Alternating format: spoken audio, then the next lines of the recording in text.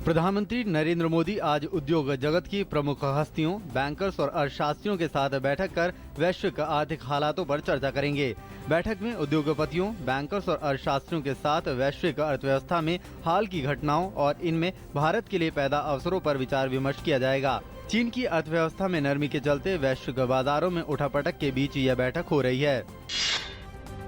प्रधानमंत्री नरेंद्र मोदी ने देश के वैज्ञानिकों से आह्वान किया है कि वे तकनीक को आम आदमी से जोड़ने को ज्यादा से ज्यादा अहमियत दें। पीएम ने कहा है कि भारत तकनीक को विकास से जोड़ने से बहुत अधिक कामयाबी हासिल नहीं कर सका है, लिहाजा तकनीक को प्रशासनिक कार्यप्रणाली से जोड़ना होगा ताकि गरीब तबकों को भी इसका फायदा मिले। केंद्र सरकार ने पाकिस्तान और बांग्लादेश के उन अल्पसंख्यकों को वैध दस्तावेज के बिना भी भारत में रहने के लिए छूट प्रदान की है जो 31 दिसंबर 2014 तक भारत आ चुके हैं। केंद्र ने ये फैसला मानवता के आधार पर लिया। इसके लिए सरकार ने आधिकारिक गजट में 2 अधिसूचनाएं भी जारी की हैं, जिसके मुताबिक खास तौर से हिंदू, सिख, ईसाई, जैन, बौद्ध और पारसी समुदाय के इन लोगों को पासपोर्ट कानून सहित 2 कानूनों के प्रावधानों से छूट प्रदान की गई है।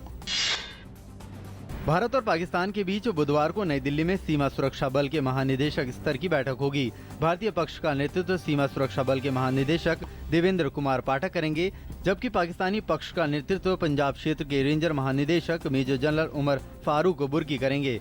बैठक में भारत अन्य बातों के अलावा जम्मू कश्मीर में संघर्ष विराम का उल्लंघन और घुसपैठ, कच्छ के रण में अवैध प्रवेश व तस्करी का मुद्दा उठा सकता है। बातचीत के लिए पाकिस्तानी प्रतिनिधिमंडल आज नई दिल्ली आएगा।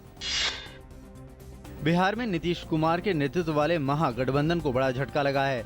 समाजवादी पार्टी ने आगामी विधानसभा चुनाव में सभी 243 सीटों पर लड़ने का ऐलान कर दिया है। प्रदेश पार्टी अध्यक्ष रामचंद्र सिंह यादव ने कहा है कि अगर कुछ छोटे दल समाजवादी पार्टी से संपर्क करेंगे तो पार्टी तीसरा मोर्चा बनाने का भरसक प्रयास करेगी, नहीं तो वो अकेले ही चुनाव लड़ेगी। सूचना एवं प्रसारण मंत्री अरुण जेटली आज महात्मा गांधी के कार्यों और उनकी रचनाओं का इलेक्ट्रॉनिक संग्रह जारी करेंगे।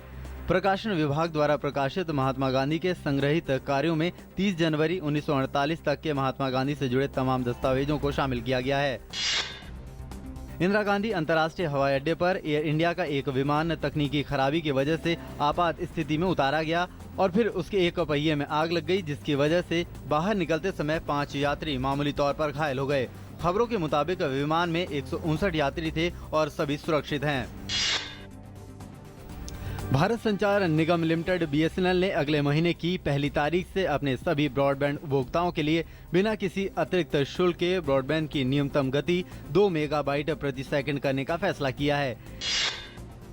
ब्रिटेन के प्रधानमंत्री डेविड कैमरून ने कहा है कि अगले 5 साल में 20,000 शरणार्थियों को ब्रिटेन में शरण दी जाएगी। जर्मनी ने भी देश की सरहद पार कर जर्मनी की सरजमी पर रिकॉर्ड संख्या में प्रवेश कर रहे शरणार्थियों की मदद के लिए 6 अरब यूरो की अतिरिक्त सहायता का वादा किया है। फ्रांस ने भी कहा है कि वह अगले 2 साल के दौरान 24,000 शरणार्थियों को स्वीकार करेगा।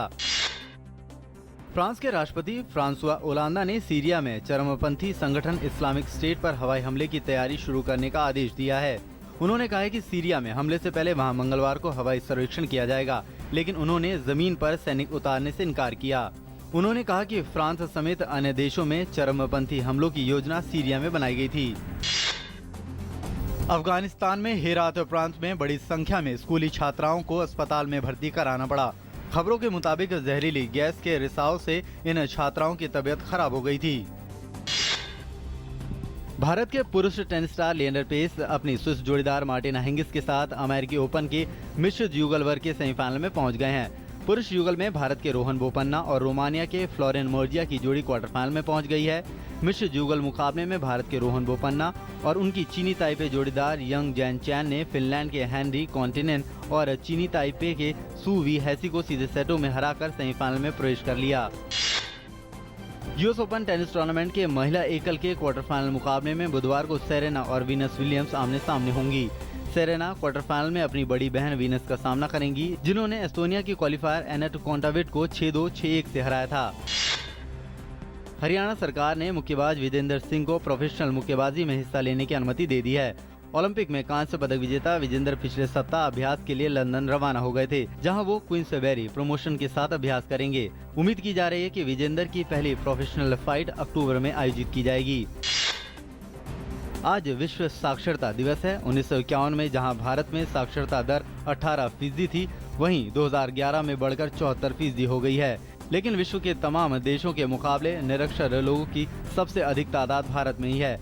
लिहाजा शिक्षा के क्षेत्र में भारत को अभी भी कई मुकाम हासिल करने हैं।